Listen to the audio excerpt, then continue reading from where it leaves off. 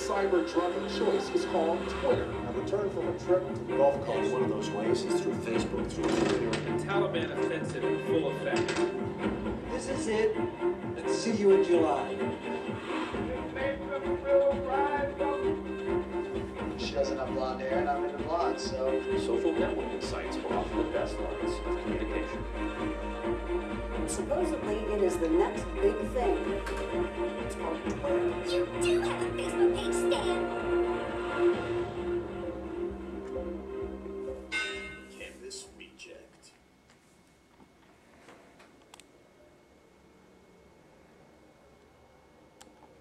Welcome to Campus Reject News. I'm Carly. Coming up in the news, the last combat troops leave Iraq, loosening restrictions on travel to Cuba, and ACT scores fall, yet students are more preparing.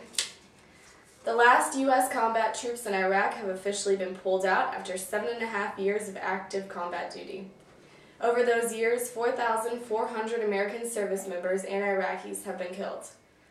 American troops crossed over the border into Kuwait early this morning. While the combat mission in Iraq may be over, the president and top military officials have assured that there is still much work to be done.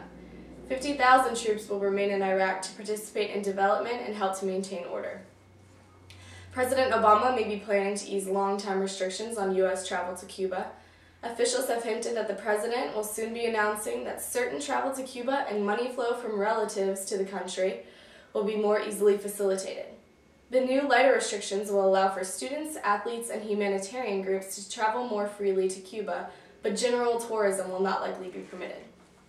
In college news, while average ACT scores of high school seniors were at an all-time low of 21 out of 36, administrators of the test claim that more students were currently reaching benchmarks of college preparedness than any other year.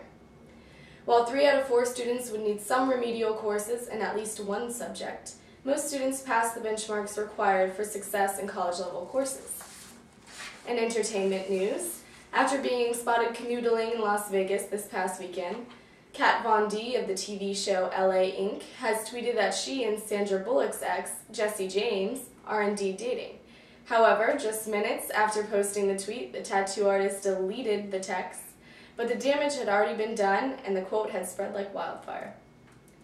As if Rolling Stone magazine wasn't controversial enough for you, the latest cover featuring the cast of the HBO hit True Blood has been stirring things up.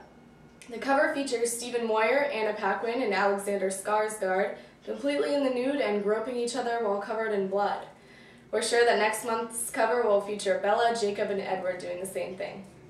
And in sports, the nation's #1 football recruit for the freshman class of 2011, James Wilder Jr., surprised everyone yesterday by announcing that he will be attending Florida State University.